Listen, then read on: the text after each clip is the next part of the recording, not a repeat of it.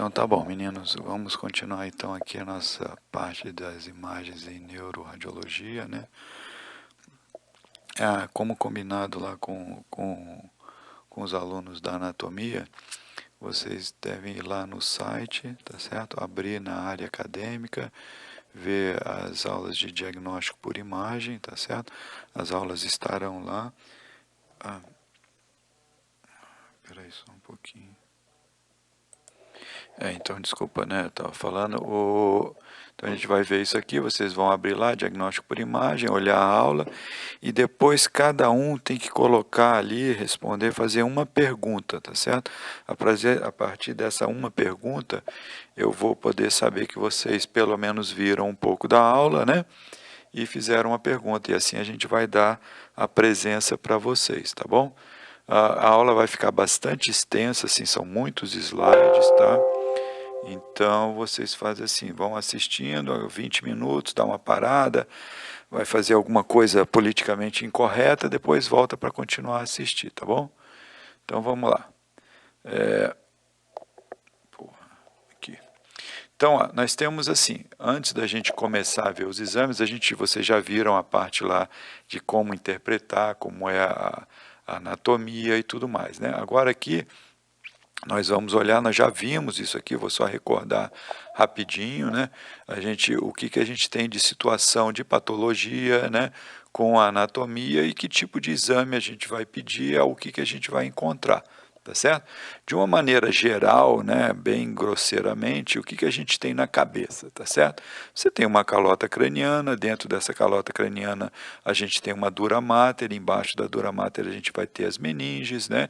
Embaixo disso nós teremos os espaços licóricos, onde vão estar também incluídos aqui os ventrículos, né, laterais, o terceiro e o quarto ventrículo, né? Depois nós teremos um parênquima cerebral com as estruturas neurais, né, e mais as estruturas vasculares, arteriais e venosas, tá certo? Então, esse é o que a gente vai procurar identificar e, eventualmente, as doenças vão acontecer em algum lugar desse daqui, tá certo? Tá? Essas doenças que ocorrerem aqui, elas podem ser por essas causas aqui, tá certo? Posso ter um trauma, fraturar a calota craniana, rachar o coco lá, isso pode levar a sangramento, pode levar a lesão da meninge, pode levar a outras consequências, até sangramentos intraparenquimatosos, tá certo? Então, várias coisas. A mesma coisa vai servir para infecção. Eu posso ter uma infecção, por exemplo, que começou lá no ouvido ou nos seios da face, que acaba alcançando as meninges, que pode eventualmente fazer uma meningite.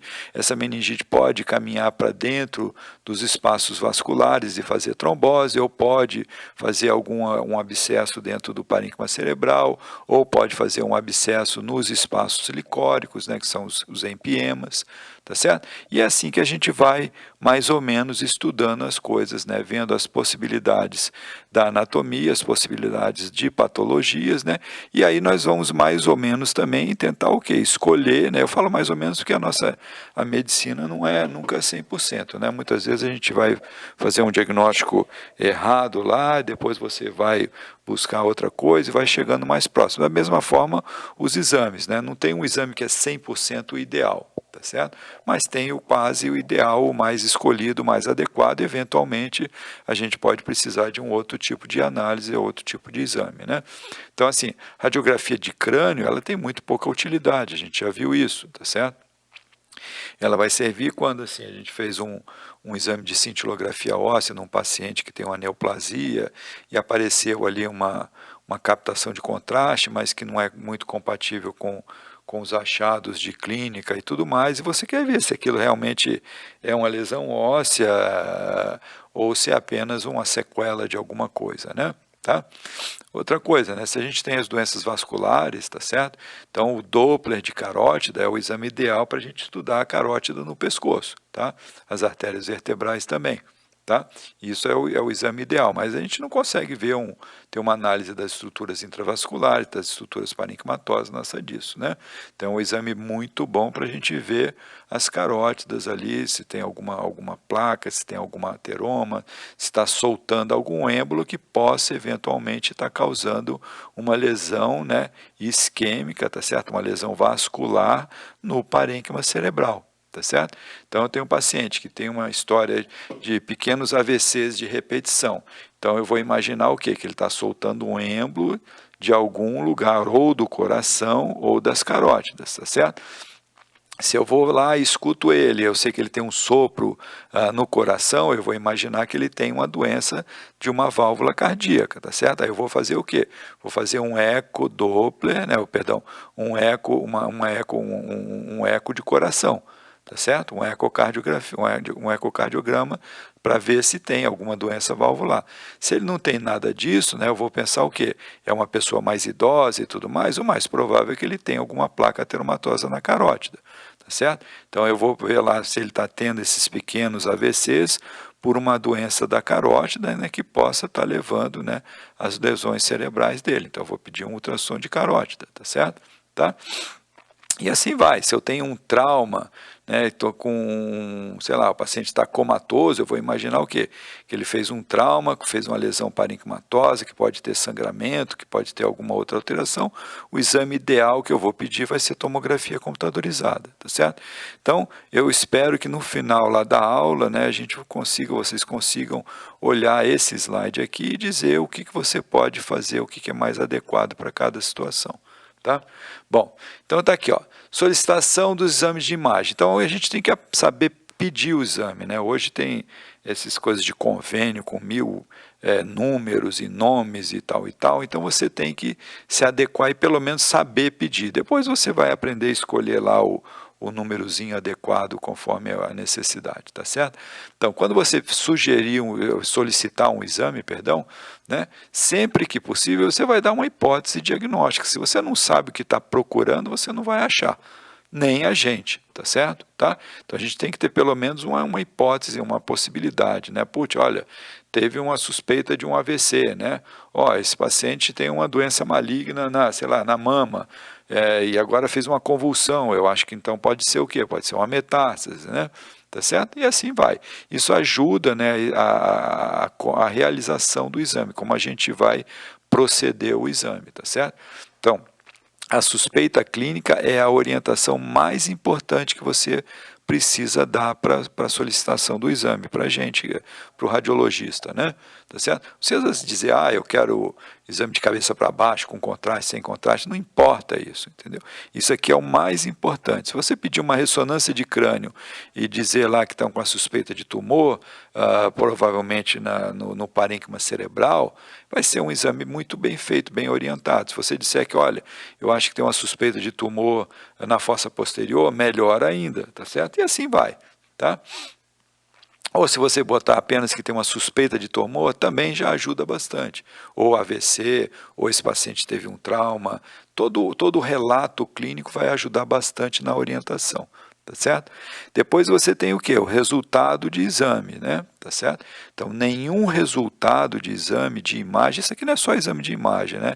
Exame laboratorial também se encaixa aqui nessa situação, tá certo?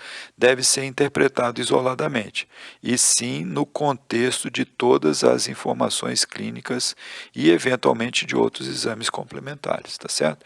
Então, lembre sempre, né, a clínica ainda sempre será soberana, tá certo? O exame isolado, assim, você tem uma possibilidade de errar maior, né? Então aqui nós temos todas as possibilidades de exame relacionados à neuroimagem. A gente já falou que radiografia praticamente não se usa, tá certo? Aí nós temos o Doppler para estudar a artéria carótida, nós temos o Doppler transcraniano, que você vai ver se tem fluxo nas artérias cerebrais, especialmente nas artérias cerebrais médias, né? Ele tem bastante utilidade em morte encefálica, por exemplo, em pacientes na UTI, tá certo? As angiografias por catéter, então é necessário uma punção arterial, né, com catéter, né, através de uma artéria braquial ou de uma artéria femoral. Então são exames mais invasivos. E hoje as angiorressonâncias e angiotomografias já superaram, né, esse tipo de exame em relação a diagnóstico, tá certo? Então hoje as angiografias quase sempre são utilizadas para terapia, seja para embolização, seja para colocação de mola, de stent, o que for, tá certo? Depois nós temos a tomografia computadorizada. A tomografia computadorizada é um exame muito bom, é o exame ideal, por exemplo, nos pacientes que tiveram um traumatismo craniano, tá? Ou nos pacientes que estão numa fase aguda do AVC. Esses são exames porque são pacientes que demandam um exame que seja feito de forma rápida, tenha uma interpretação fácil, né, que a gente possa ter uma interpretação rápida e fácil, e principalmente dizer aqui, ó, se tem sangramento agudo ou não, tá certo? Essa aqui que é uma das coisas que a gente quer ver. Tá certo? Então, no AVC eu quero saber se ele sangrou ou não. O diagnóstico AVC é o diagnóstico clínico. Está feito ali, eu sei que ele teve um AVC. Eu quero saber o tamanho, quero saber se ele sangrou, se ele tem outras complicações associadas. E a mesma coisa para o TCE, para o traumatismo crânioencefálico, tá certo? As outras opções em relação às angiografias, que a gente já mencionou, nós podemos fazer a angiografia por tomografia computadorizada, por ressonância magnética. Aqui tem duas situações importantes, né?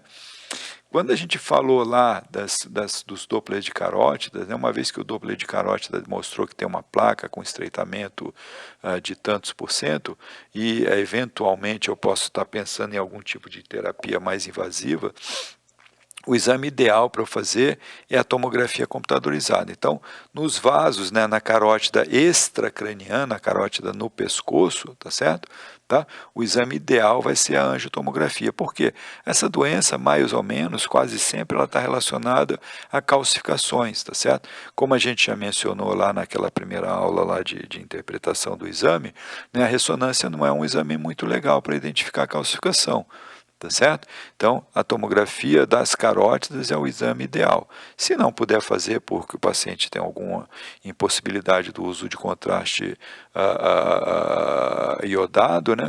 Aí sim a gente parte para fazer uma angiorressonância, tá certo? Tá?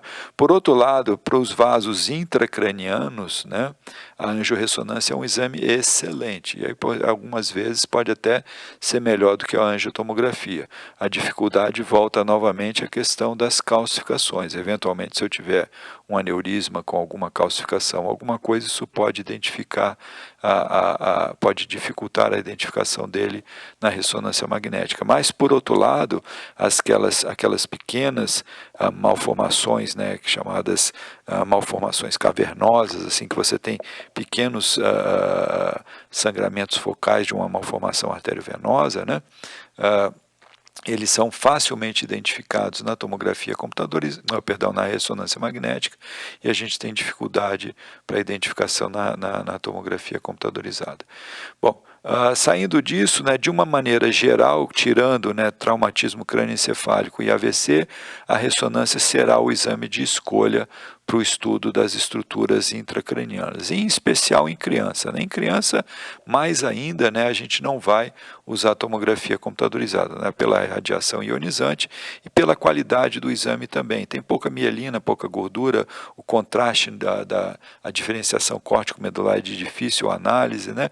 Então, sempre a gente vai pedir tomografia computadorizada, a não ser num trauma muito recente e grave que você quer ver se sangrou ou não, né? Tá?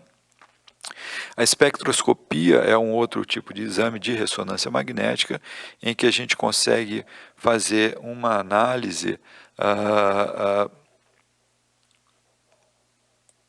Então, na espectroscopia nós teremos gráficos, né, de aminoácidos, por exemplo, como colina, N-acetilaspartato, que farão gráficos de correlação desses componentes, né, que podem dar interpretação em relação à presença de necrose ou neoplasias gliais, né, etc. A gente vai ver isso adiante. Então, o ultrassom transcraniano é aquela mesma ultrassonografia que a gente faz, né, no abdômen, no músculo esquelético, nas carótidas, tá certo? Só que nós sabemos que uma das dificuldades do ultrassom é passar por estruturas ósseas como um osso, né? Então, a calota craniana de um adulto ela é bastante espessa, bastante dura e sem áreas de abertura, de forma que não é viável a gente fazer um ultrassom desta forma, conseguindo imagens como a gente está obtendo aqui nesse caso, né? Já na criança, né, você tem as fontanelas abertas, a calota craniana uma grande parte dela ainda cartilaginosa, então a gente consegue o que chama de janela acústica, onde você é capaz de analisar o parênquima cerebral, os ventrículos, as regiões extraxiais, tá certo? Buscando sangramentos, hidrocefalias, processos expansivos. É o exame ideal para ser feito nas crianças que ainda têm as fontanelas abertas. É muito comum da gente fazer isso em pacientes prematuros, né, em UTI, onde você busca principalmente a presença de sangramentos na matriz germinal, né? Aqui está só um exemplo, né, das imagens.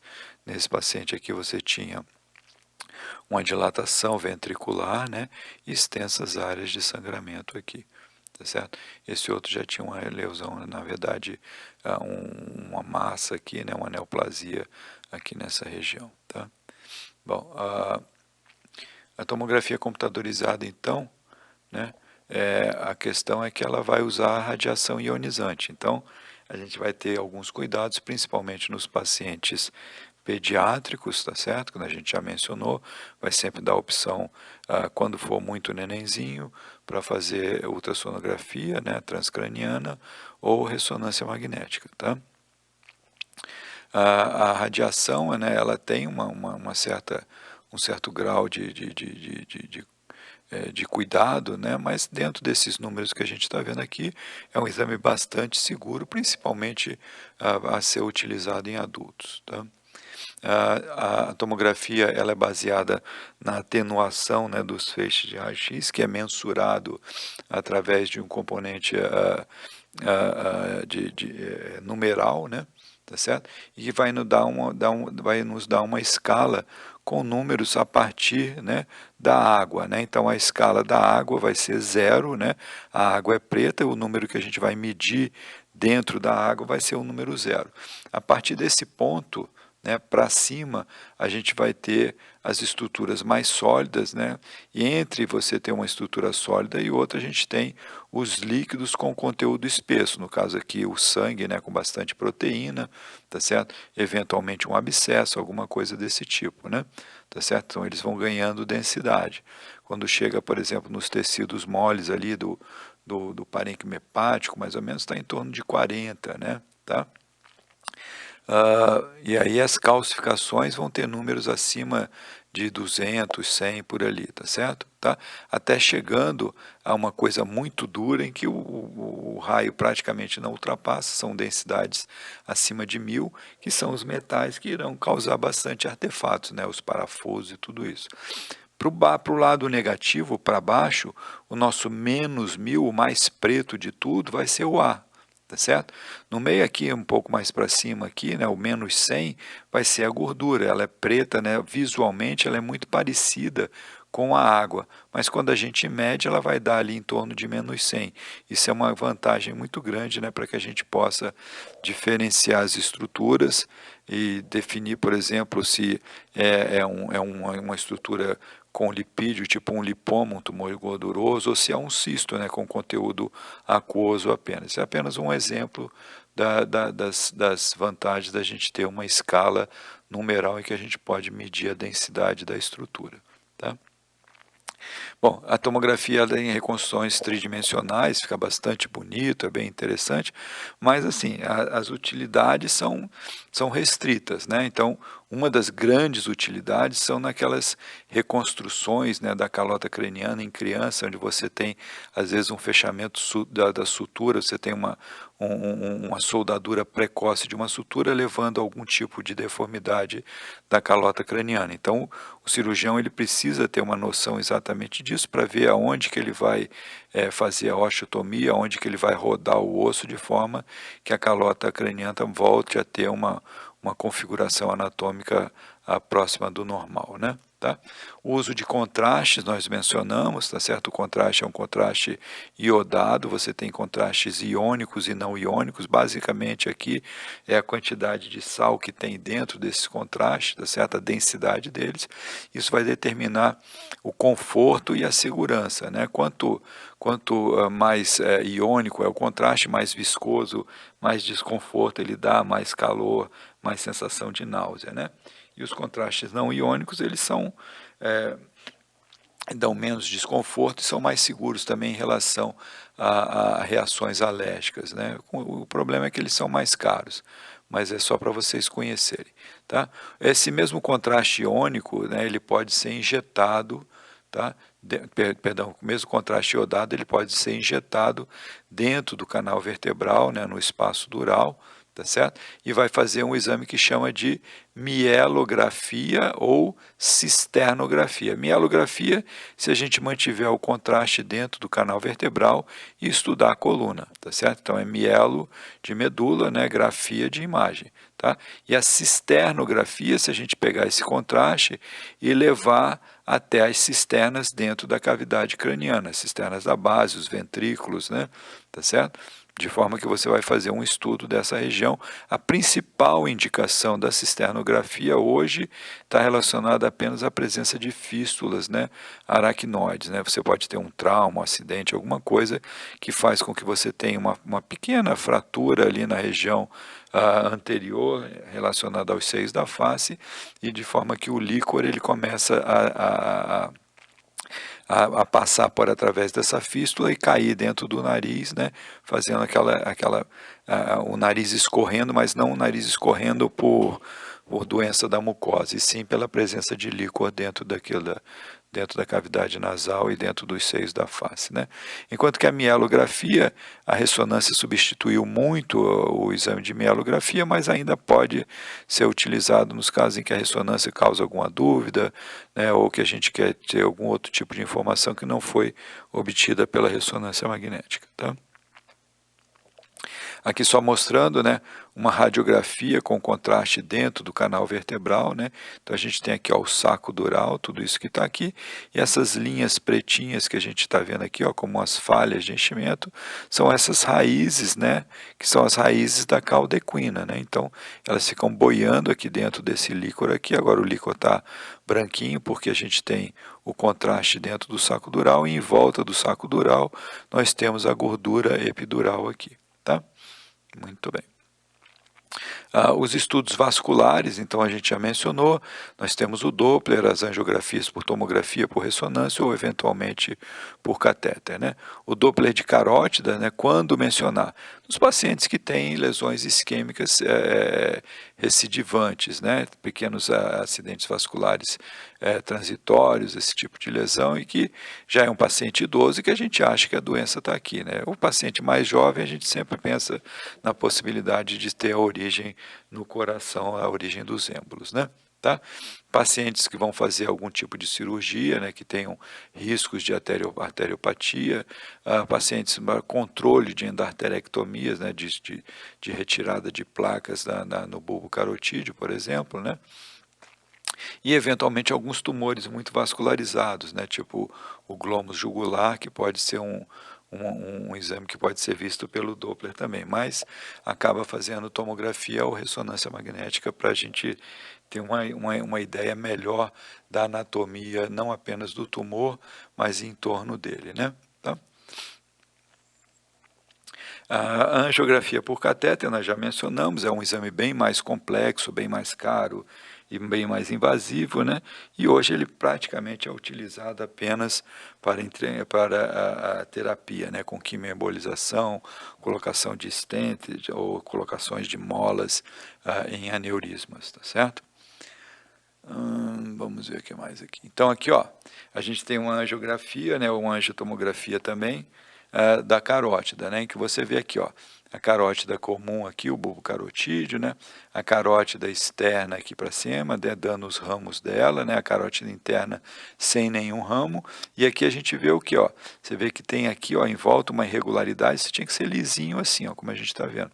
Aqui você tem uma irregularidade com uma diminuição do calibre, né? E aqui em cima mais ainda, né? Aqui tem uma estenose bastante severa no calibre da carótida interna. E se a gente fizer a tomografia computadorizada, é a mesma coisa que a gente vai estar vendo aqui, ó. Essa mesma estenose que você está vendo aqui, ó, apenas é feita uma imagem axial e a gente reconstrói no plano sagital. Então aqui a mesma estenose que a gente está vendo aqui, a gente está vendo aqui pela angiotomografia. Então a angiotomografia é um exame bastante eficaz para fazer esse tipo de diagnóstico, né? Tá? Aí aqui a gente tem uma malformação arteriovenosa, então você tem uma ressonância magnética em T2, que a água é branca, em que a gente vê essas áreas pretinhas aqui, ó, tubulares, que são áreas de fluxo rápido de sangue, tá certo? Isso não deve existir aqui, ó, isso aqui é o normal, né? Os vasos que a gente vê na convexidade são veias pequenas, né, e com fluxo lento, tá certo? Quando eu começo a ter uma estrutura venosa, calibrosa, né, meio varicosa, assim, ó, tá vendo, tortuosa, né, é porque ela tem algum sangue passando rápido, né, e o sangue que passa rápido é o sangue arterial, tá certo? Então aqui a gente tem uma fístula arteriovenosa, e associado a isso, o que acontece? Você tem um desvio do sangue do parênquima adjacente, né, e às vezes você tem pequenos sangramentos também associados, acabando a levar a áreas de gliose, né, lesão crônica do parênquima nessa região. Um outro paciente aqui, ó, com sangramento agudo, né? Então, ó, isso é uma tomografia computadorizada, sem contraste, observa aqui, ó, plexo aqui não tem contraste, nas veias profundas aqui não tem contraste, tá certo? Então, olha, isso aqui é o que? Branco na tomografia computadorizada tem duas coisas, ou é osso, ou é sangue agudo, né? Até 4, 5, 6, 5 dias ele vai ficando bem branquinho, depois ele vai ficando mais cinza até desaparecer e ficar preto, né? Tá certo? Então é isso que a gente está vendo aqui. Na ressonância magnética já é um pouquinho mais complexo, né? Ele tem sinais diferentes, é um pouco mais difícil da gente interpretar, né? Então aqui a gente vê que tem um edema em volta, né, daquela mesma área de sangramento aqui, ó, tá certo? Tá? Tem um edema do parênquima cerebral em volta e toda essa área aqui com sangue em tempos diferentes, né? Então esse sangue mais preto já é hemosiderina, isso quer dizer que já tem mais de 30 dias, depois o sangue mais branco, né, e mais já tem sangue mais recente, subagudo aqui, tá certo? Então na ressonância a gente também consegue dizer o tempo de sangramento devido à presença, né, de metahemoglobina ou de oxihemoglobina ou de hemosiderina, tá certo? Então a gente consegue determinar mais ou menos o tempo do sangramento, né? E aqui é uma angiorressonância, né, a parte arterial, tá certo? Então a gente vê que tem alguns vasos bem calibrosos aqui do lado de cá que a gente não tem aqui, tá certo? E quando chega aqui, ó, tem um enovelado de vaso que também a gente não tem aqui. Então, sem saber nada, apenas analisando a anatomia, a gente sabe que isso aqui está diferente, tem algum tipo de doença aqui, né? Tá? Bom, a angiografia por tomografia por ressonância, quando a gente indica, né? Então, a angiotomografia é o exame de escolha para os estudos da carótida após a realização do Doppler, né? Então, a gente já mencionou isso. O Doppler é um exame não invasivo, fácil de fazer, seguro, tá certo? E a gente consegue determinar se existe alguma patologia na carótida ali. A princípio, assim, se o Doppler for normal, não há por que a gente fazer a angiotomografia, tá certo? Tá? As contraindicações da tomografia computadorizada, da angiotomografia, lembrando que sempre a angiotomografia ela vai usar contraste, então as mesmas contraindicações que a gente tiver para o uso de contraste e para o uso da radiação ionizante estarão presentes nos exames de angiotomografia, né? Enquanto que na angiorressonância, a gente pode até fazer a angiorressonância também, até sem usar contraste, tá certo?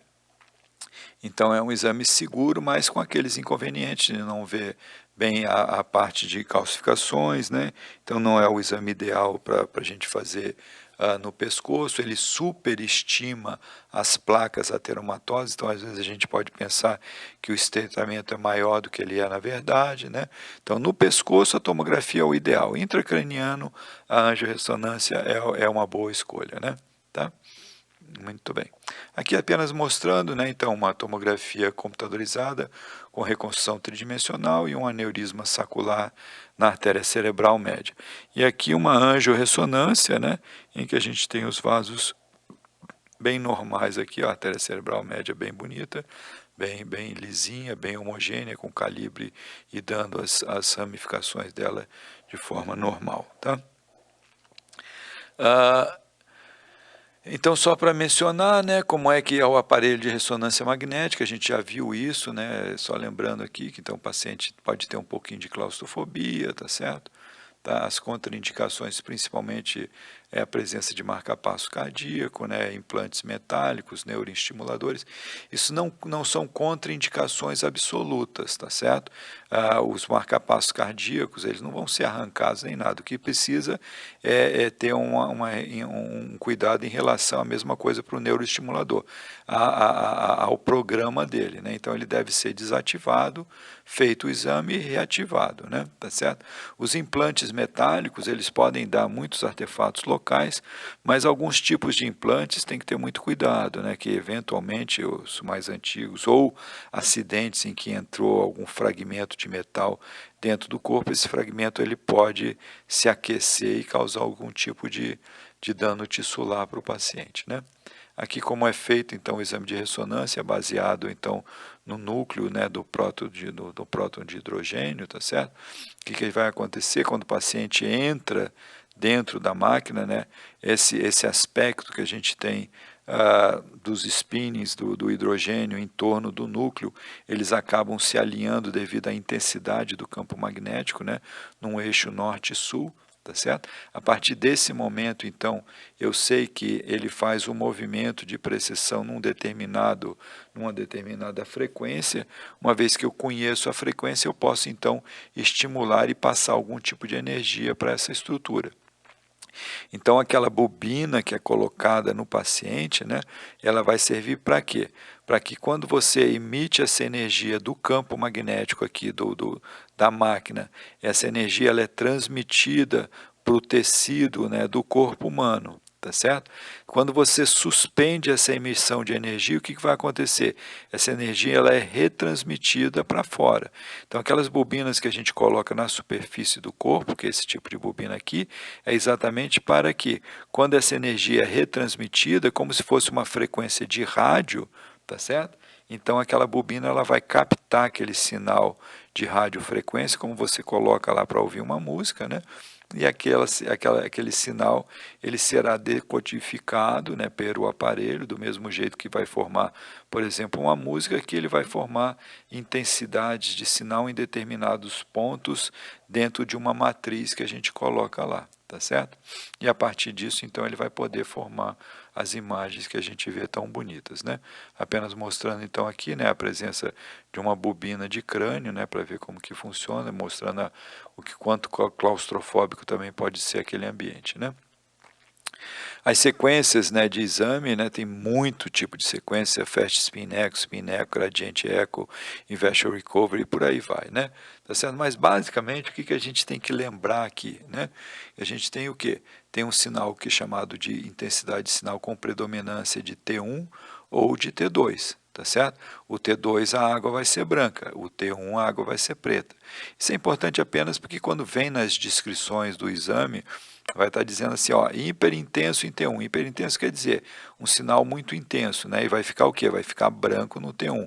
Hiperintenso em T2, vai ser branco no T2. A água ela é hiperintensa em T2, né? Hipointenso em T1, vai ser escuro. A água é hipointensa em T1, tá certo? Tá? Hipointenso em T2, o osso, né, ele é hipointenso. A hemosiderina, lembra que a gente viu ali naquele sangramento, né, também ela vai ser hipointensa. O cálcio vai ser hipointenso, tá certo? Tá? Muito bem. Então, a espectroscopia, né, como a gente mencionou, é uma técnica de ressonância que vai permitir informações químicas do tecido, tá certo? Diferente do que a gente fez até agora. Até agora a gente formava o quê? Uma imagem morfológica do tecido, tá certo? Agora a gente tem informação química do tecido, uma vez que os prótons de hidrogênio, eles vão estar ligados de formas diferentes a cada partícula. E assim, aquela frequência que a gente falou ali, que a bobina vai captar, né? Se você tem uma coisa presa ali, ela já vai estar com uma frequência diferente para cada tipo de tecido que vai estar relacionado a ele, né? Então, assim, cada metabólito, né, terá um espectro característico de acordo com as frequências de ressonância dos seus prótons, né? E é assim que vai aparecer. Os principais que a gente conhece aqui, que a gente estuda, é o N-acetilaspartato, a colina, o mioinositol, o lactato e a creatina, tá? Então, o que a gente vai ter aqui, ó? A gente tem uma curva e não é só apenas o pico, né? Mas é a relação dela com os outros aminoácidos, né? Então, assim, quando a gente tem uma colina, né, maior do que a creatina, isso indica o quê? Que você tem uma proliferação, né, tissular celular, tá certo? Muitas vezes relacionada ao quê? Quando essa proliferação é muito intensa, né, é relacionada à neoplasia. Tá? Quando a gente tem uma diminuição do N-acetil-aspartato, o que você quer dizer com isso aqui? Que você pode ter não apenas a presença, né, de proliferação tissular, como você pode ter também já a destruição. Isso vai estar muito associado, por exemplo, quando você tem também o lactato associado, quando você tem necrose, seja ela por tumor ou seja ela por uma isquemia, né, levando a um infarto, você pode ter a presença de lactato, uma vez que a célula rompe, né, tá certo? A célula ela começa a ficar, quando ela rompe, o lipídio que está dentro dela vai para o tecido externo, né? E também, como ela já estava em anóxia, né? O lactato, né? Também já vai para o tecido afora. Tá certo? Quando você tem apenas a elevação do lactato isolado, sem lipídio, o que vai acontecer?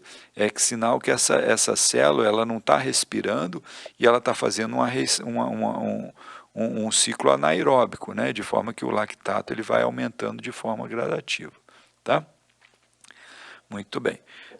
Aí nós falamos das indicações de ecodoppler, né? E aqui estão as indicações de ressonância e de tomografia, tá certo?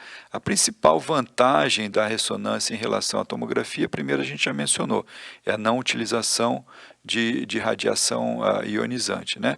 Além disso, ela tem o quê? Ela tem um estudo, né, de diferenciação, uma visão, né, da diferenciação córtico-medular melhor do que a gente vai precisar perceber na tomografia. Assim, as doenças desmielinizantes, tipo esclerose múltipla, né, doenças de acúmulo, né,